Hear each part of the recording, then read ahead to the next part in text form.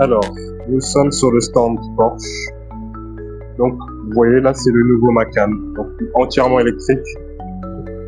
Donc, il y a plus de, enfin, en tout cas, actuellement, il n'y a plus de Macan thermique.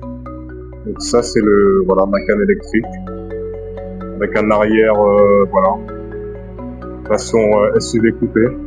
Moi, je le trouve très très beau. Surtout là, dans cette version GPS, on a donc un diffuseur spécifique. Là, on a des grosses jantes, ça doit être du 21 ou du 22.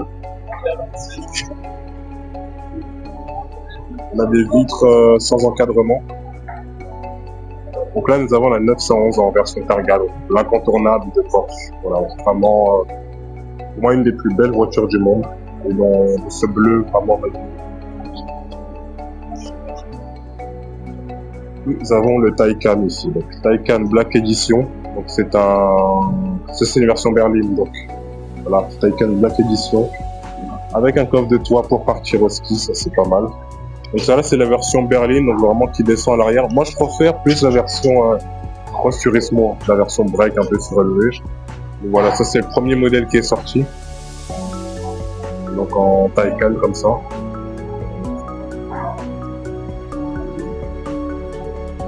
Voilà, très beau véhicule.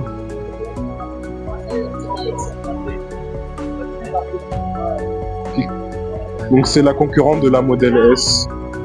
Même si on a un niveau habitabilité, on est sûrement plus petit à l'intérieur, beaucoup plus petit qu'une Model S, mais niveau autonomie, niveau puissance, on est sur voilà, concurrence Model S. On va continuer le tour. Donc là, vous avez le nouveau Cayenne. Donc le nouveau Cayenne, voilà. Ils ont gardé, même si maintenant c'est une plateforme 100% électrique, ils ont gardé l'ADN visuel en tout cas du Cayenne. On reconnaît que c'est un Cayenne. Moi j'aime beaucoup. Là on est en version turbo. Donc on a il rappelle bien que c'est un électrique et c'est un vert assez, je sais pas comment ça s'appelle cette couleur, mais c'est un vert qui est très beau, très beau. On a l'aileron ici qui sort, donc qui peut, voilà, à partir d'une certaine vitesse, on a sûrement un bouton à l'intérieur pour sortir. Je le trouve très réussi. Après, niveau rapport qualité-prix, voilà, si on compare par rapport à un G9,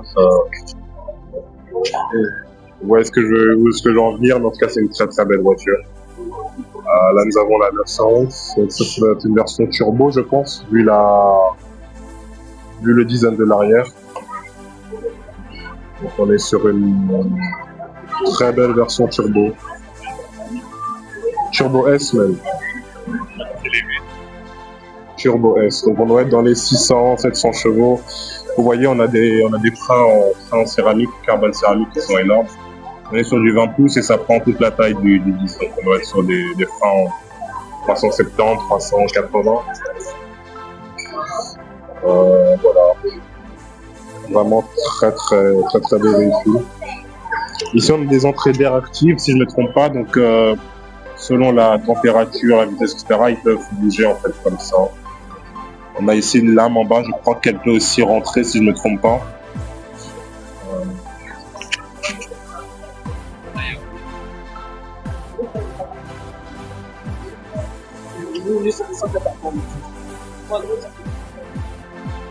Voilà, je vais vous remontrer une dernière fois donc le Cayenne, donc, le nouveau Cayenne turbo électrique. Voilà, Taycan. Et là, on est sur la 911 Targa, donc Targa 4S. Voilà, très bel intérieur.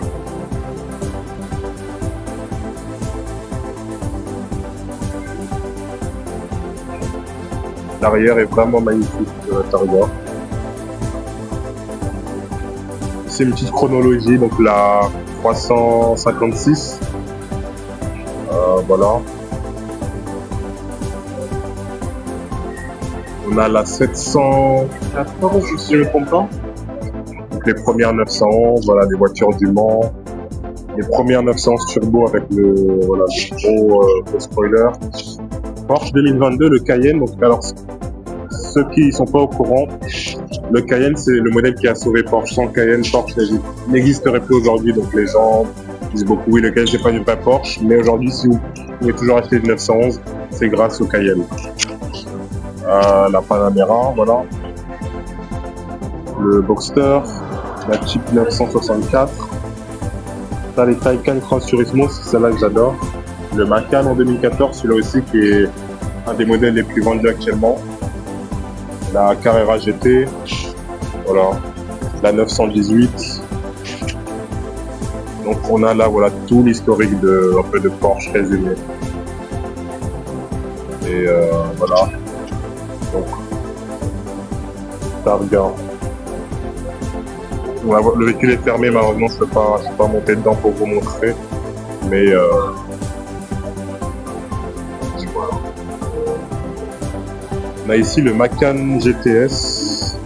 Donc, je vais vous montrer l'intérieur. Ah, il est fermé malheureusement. On peut pas aller.